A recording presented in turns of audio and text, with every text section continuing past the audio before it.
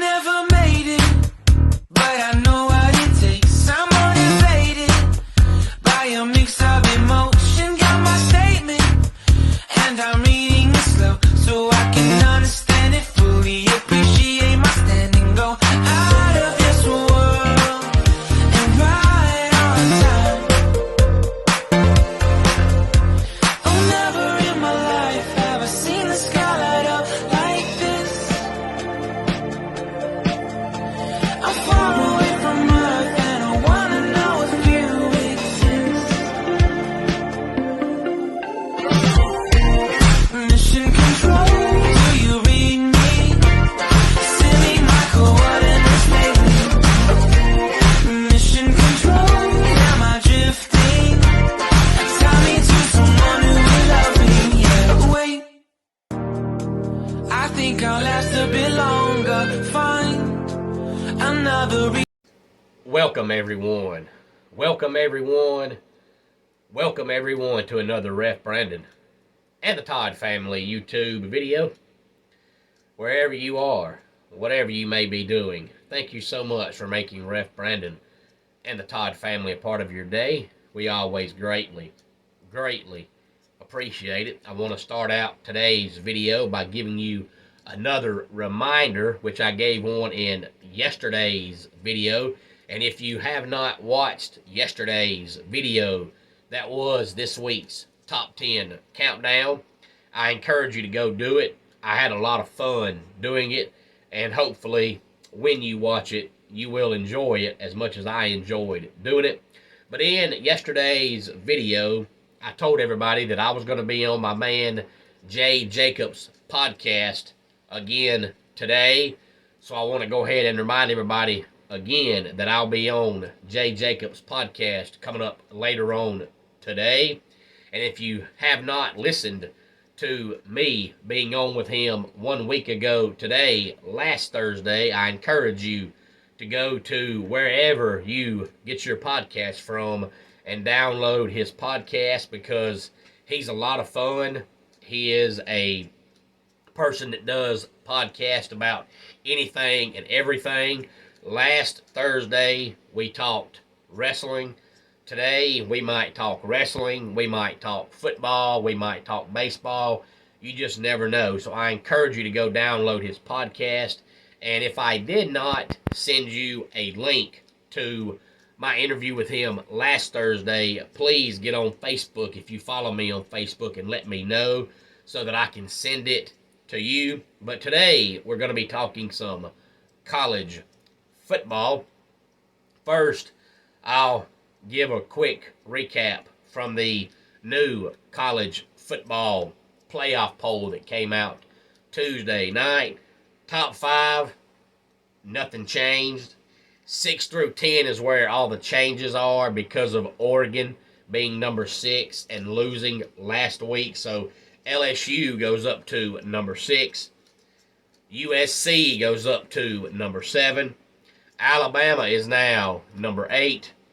Clemson is now number 9. And Utah rounds out the top 10. I mentioned in my college football review video earlier in the week that I thought Utah would be the new team in the top 10, and they are.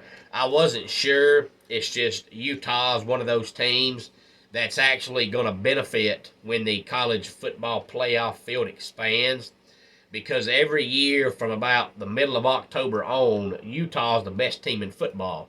But for whatever reason, in the month of September, early October, they're terrible. And ever since they got their second loss of the year, this year, they have played absolutely phenomenal, and they were just outside the top 10. And Oregon lost, and Ole Miss lost, and UCLA lost. So I had a feeling it would be Utah, and it was.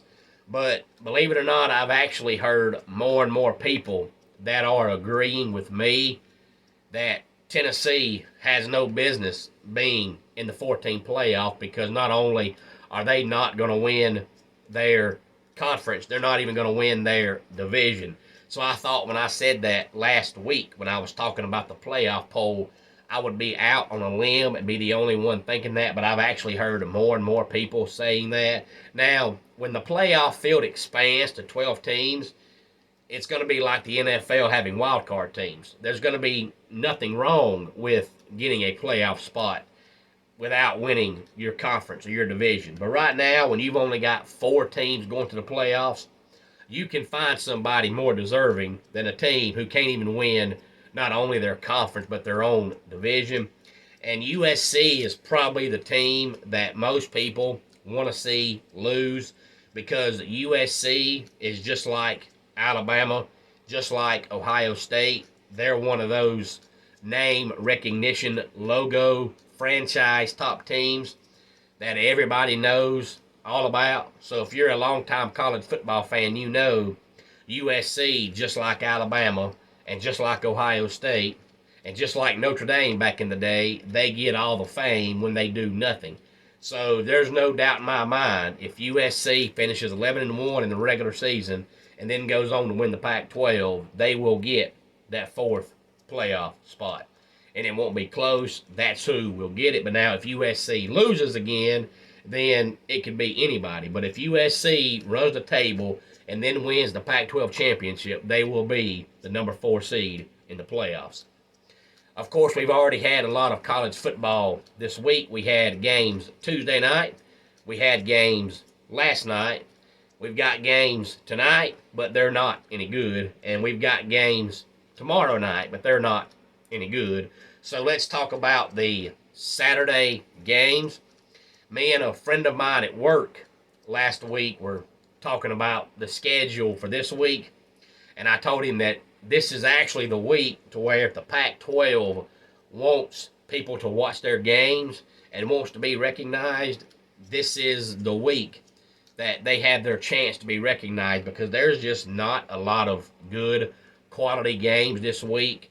About 6 or 7 years ago, the SEC pretty much made it almost for everybody that before you play your arch rival, you play some middle school team, except for Georgia. They play Kentucky. That's a high school team. But all the rest of them play pretty much middle school teams. So this is the week where the Pac-12 should get noticed. So if they want some fame and want a chance to have their 15 minutes of fame, this is the Saturday to do it. But 11 o'clock on Saturday morning, we have Navy at Central Florida. Now, we know Navy runs the option, and of course, Central Florida has a high-powered offense, but if Navy runs the option and it's successful, Central Florida's only going to get 7 possessions, maybe 8 the entire game, because if Navy can run that triple option successfully, if they drive from one end of the field to the other, their possessions take 10, 11, 12 minutes. So if they get the ball first and they drive all the way down the field, it might be second quarter before Central Florida gets the ball.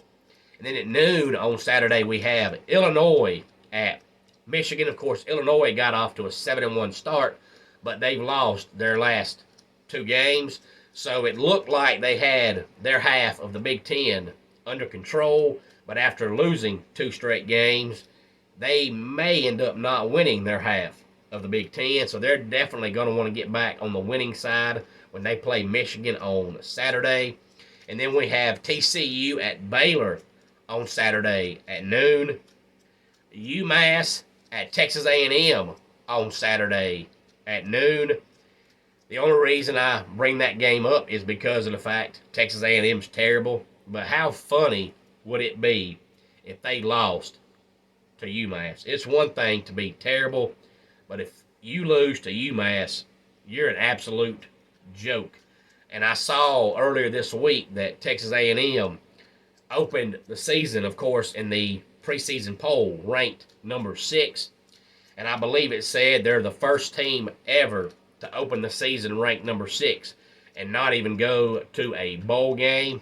And it would just absolutely, totally break my heart if they lose to UMass. Everybody knows by now how much I love Jimbo Fisher. It would tear me up inside if they lost to UMass.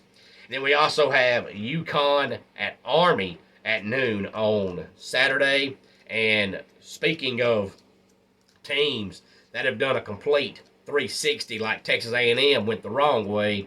UConn went the right way. This team was absolutely terrible last year, and they were absolutely terrible this year when the season started. But right now they're sitting at 6-5. So their first-year head coach Jim Mora Jr. has to be up for Coach of the Year, and if he doesn't win it, there's a problem. But who would have ever thought we'd live in a college football world where the UConn Huskies and the Bowling Green Falcons would go to a bowl game, and the Texas A&M Aggies would not go to a bowl game? Because nowadays there's so many bowl games, you ain't even got to have a winning record to go to a bowl game. The last few years we've had 5 and 7 teams going to bowl games. Unless A&M pulls off an upset in their final game of the season, they're not even going to win 5 games. Then at 3:30 on Saturday, we have the aforementioned Georgia Bulldogs against the Kentucky Wildcats. Then we have Ohio State at Maryland, Miami at Clemson, and NC State at Louisville. So not great, but some pretty good games at 3:30 on Saturday. And then at 4 o'clock on Saturday, we have Iowa at Minnesota. Since Illinois has lost 2 straight games, Iowa is back in the hunt in their half of the Big Ten. So after a complete, abysmal, awful first half of the season, Iowa's came on strong the past month or so, and they have a chance to win their half of the Big Ten. And then a very odd game time on Saturday. Georgia Tech at North Carolina will play at 5:30 on Saturday afternoon. I couldn't tell you the last time that I recall a regular season game starting at 5:30. Of course, the reason why I say regular season is because when bowl season gets here, you see game times at 2:33, 3:34, 4:35, 5:36, but not in the regular season. But 5:30, Georgia Tech and North Carolina. 7 o'clock Saturday night, Tennessee at South Carolina, and I watch another prominent YouTuber who is a huge Gamecock fan, and after they lost last week, he said he will not pull for the Gamecocks anymore until they fire their whole offensive coaching staff and then fire their whole defensive coaching staff, because the team he saw the last 2 weeks is not worthy of being an FBS level football team.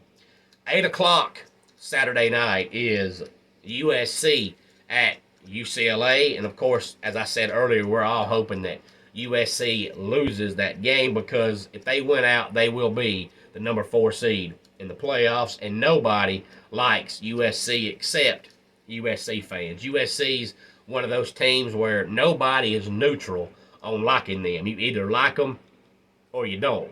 You're not going to ask anybody in the world, hey, do you like USC? And they're going to say, they're okay. No, you either like them or you hate them. And then at 10:30 Saturday night is the other big-time Pac-12 game this week when Utah takes on Oregon. Of course, Oregon needs this win now because they lost last week to Washington.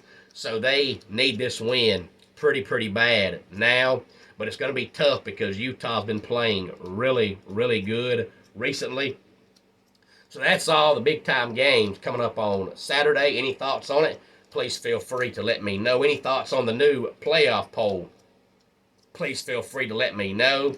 And if you watch the channel, and you have from the very beginning, which is, I believe, March 9th of 2021, you know we had a giveaway at 100 subscribers, and we had a giveaway at 500 subscribers, and I promised a giveaway at 1,000 subscribers, and I have not forgot. That's why I've tried to continue to tell everybody to comment as much as you want when I do any video, because some random comment will be who wins the giveaway. But if you follow the channel, you know that at 100 it was my wife and I. At 500 it was my wife and I. I like to have her in here. That way everybody knows I'm not just making up some random name. I let her get on her phone and just scroll down and stop. And whatever comment she stops on, whoever made that comment is the winner. But when you have 3 small kids, especially twins, it's really, really hard to come in here because it seems like every time all 3 of them are occupied and you say, oh, let's go do the video. About that time, something happens. Last night, I said, baby, why don't we go ahead and draw our 1,000 subscriber giveaway winner? And it wasn't 5 minutes later, one of our twins woke up. So had we came in here, we would have been messed up by them waking up. But whenever I can get her in here, we are going to have that 1,000 subscriber giveaway winner. So please go ahead and continue to comment and subscribe if you have not, so that if your name is the lucky winner of the comment, you can actually win. Because if you have not subscribed, even if she does pick your comment, you cannot win. But let's go ahead and get our dad joke of the day in here. What do you get when you cross a snail with a porcupine? A slowpoke. And that wraps it up with today's Ref Brandon and the Todd Family YouTube video. Until next time, it's Ref Brandon saying, just like in pro wrestling, life can be over by the count of 3. Tell your friends and family how much you love them. Bye.